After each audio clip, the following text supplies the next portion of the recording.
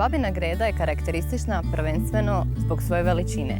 Naime, možemo ponosno reći da smo jedno od najvećih sela u Republici Hrvatskoj.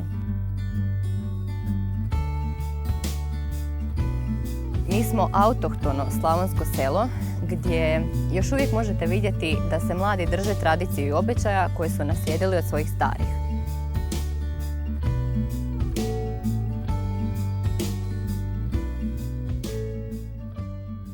Duga konjogojska tradicija, naši konji bijelci, mnogobrojne tradicionalne manifestacije, prvi spomen kulina, samo su neki od razloga zašto biste trebali posjetiti Babinu Gredu.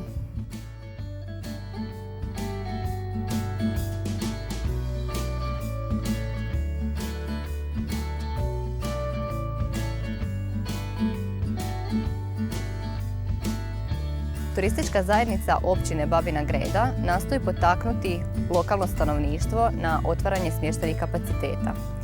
Također, nastojimo povezati osobe koje se bave proizvodnjom autohtonih proizvoda da se predstave turistima.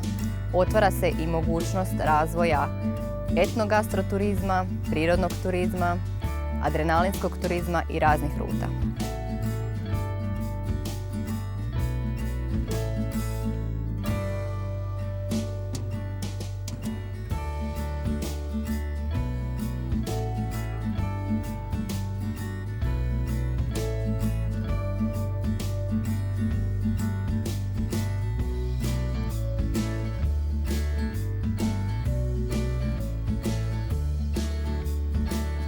Babina Greda je komadić raja Hrvatske zbog toga što turistu nudi mogućnost da doživi nešto drugačije, nešto autohtono, sasvim naše.